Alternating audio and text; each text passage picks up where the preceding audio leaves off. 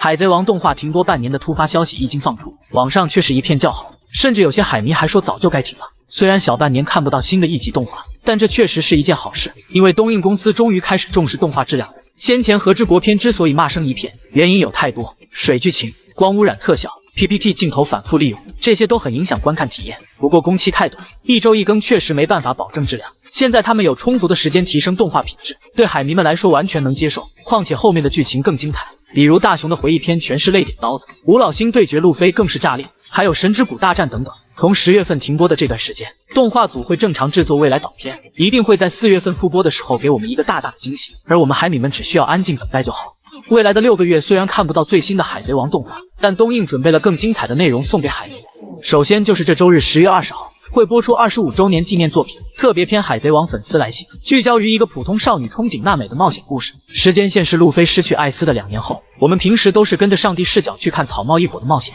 但这次却是从小人物的视角描绘路飞他们的再次集结。之后下周日27号开始播出重制版的《海贼王愚人岛篇》，画面有了全新的升级，并且将原来的58集缩减到了21集，把所有的水剧情部分和原创片段全部删减掉，只留下来的精华，更加贴合原著漫画。从官方放出的对比能看出来，任务线条细腻，整体观感提升了很多。如果这次的愚人岛篇收获大量好评，估计官方接下来会考虑把其他篇章也重置。3年一部剧场版，预计今年下半年也有望看到新的海贼王剧场版消息。总之，在我们感受3D 2Y的日子里，海贼王仍旧陪伴着我们。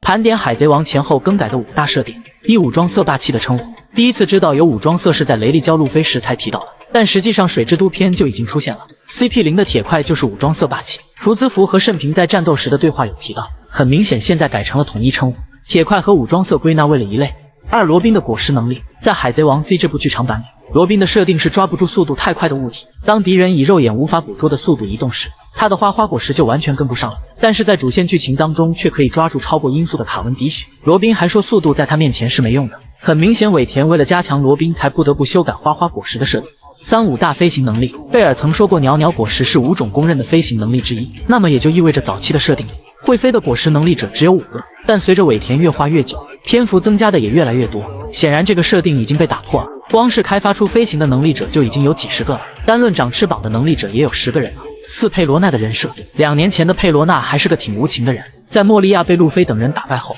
佩罗娜只想着自己逃命，并且把财宝一个不留全搬走了，还说到反正也是抱着玩耍的心情跟着莫利亚。然而到了2年后，他的人设直接就变了，看到莫利亚被黑胡子抓住后，哭着要去单枪匹马的救人，完全变成了一个重情重义的小女孩。5、凯多的容貌，作为尾田笔下变脸次数最多的角色，凯多绝对称得上是整容大师。他最早登场是在卡普的印象里，整体轮廓来看不像是个身体健壮的角色，之后第2次出现是在慎平的印象里，还是一副阴险小人的嘴脸。不过当他真正登场时，形象完全不一样，霸气侧漏，压迫感十足，具备了4皇该有的气质，并且他在和之国的表现真的是让我泪目，简直太讲武德了，对敌人从不补刀，一点也不像能干出偷袭白胡子地盘的那种阴险之人。看完最新一话，终于明白尾田为何迟迟不给索隆换掉3代鬼车。金星马古和索隆的这次交手炸裂全场，两人霸气碰撞的一瞬间，都认出了彼此手中的鬼车。早在和之国的时候，索隆就已经对2代鬼车心心念念了，可从登岛再到打败凯多离开都没有机会触碰一下。现在初代鬼车出现，索隆有很大概率会换刀。3代鬼车的品阶决定了上限，连2块刀都算不上。虽说只要练成黑刀就有名气了，但是黑刀只能提升排名，不能跨越品质，而且也没见罗杰和鹰眼这些大佬拿着2块刀当武器。凡是我们熟知的顶级强者都拿着无上大块刀，索隆的研磨与河道一文字都属于大块刀21弓，现在就缺少一把无上大块刀。尾田没让索隆在和之国先用3代鬼车换掉2代鬼车，恐怕也是为了铺垫在未来岛换装备吧。至于初代这把刀身太长太大倒不是什么问题，海贼王中的刀都会根据使用者自动适应变化，研磨就是很好的例子。玉田将近4米的身高拿在手里刚刚好，到了索隆手里尺寸也不大不小，所以大家不用担心刀型的问题。不过话又说回来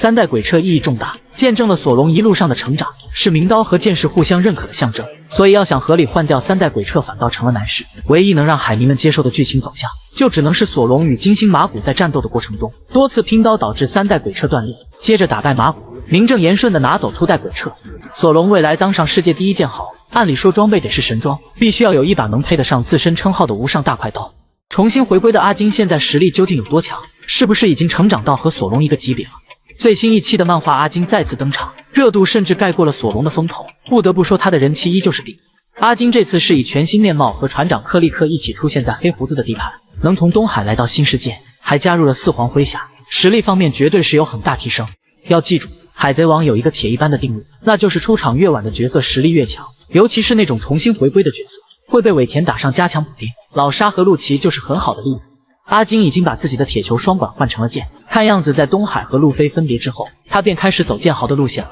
一路打打杀杀闯入新世界，剑术方面的造诣绝对不容小觑。2年前阿金的实力已经很强了，在巴拉蒂餐厅全程压着山治打，两人仅交手几个回合，山治就败下阵了，所以阿金才会很自信地说出：“山治先生，凭你根本赢不了我。”要知道2年前的阿金才25岁，实力就已经远在山治之上了，说明潜力和成长速度不会比超新星差，进入新世界绝对是有很大的上升空间。现在阿金的赏金我觉得应该是有8亿以上，不过阿金就算升级到了 2.0 版本，实力恐怕也很难超越3大主力，剑术肯定不及索隆，大概和三灾杰克是一个级别。其实有这个实力在新世界混也够用了。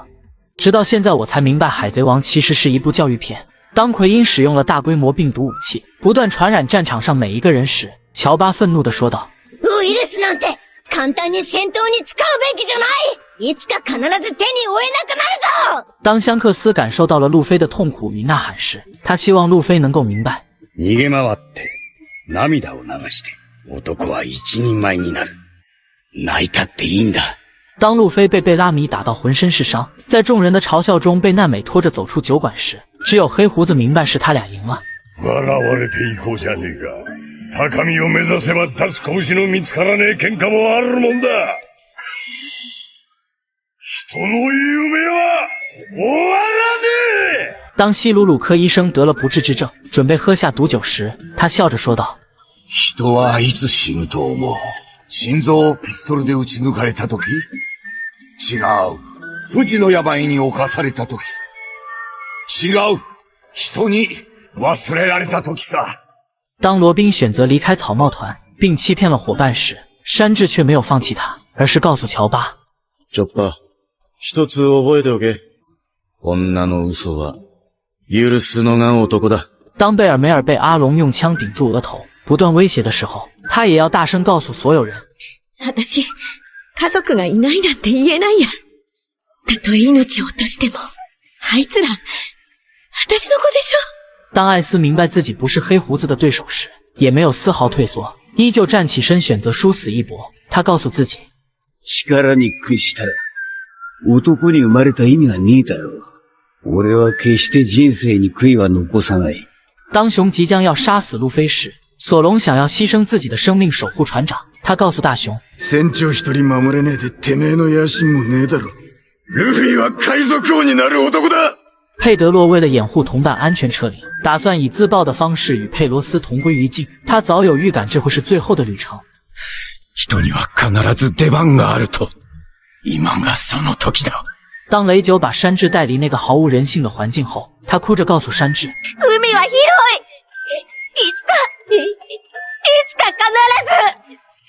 優しい人たちに会えるから。”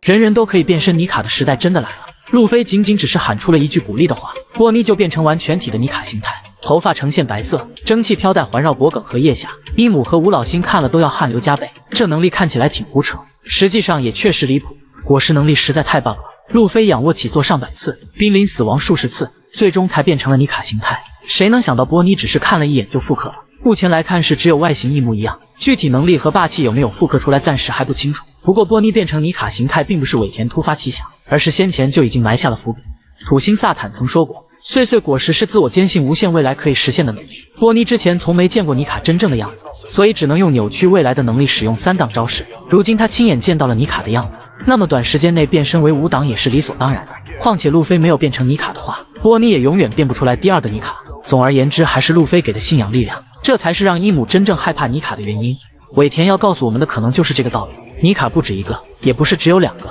名字里带地的角色最后都有可能会变成妮卡，又或者说人人都可以是妮卡。想要打败伊姆和吴老星，只靠5档路飞一个人根本不可能实现。800年前乔伊波伊一人对峙20王的结果就是很好的例子。妮卡的作用是给人们带来希望和信仰，让所有心中幻想自由的人共同拿起武器，追随5档路飞推翻伊姆的邪恶统治。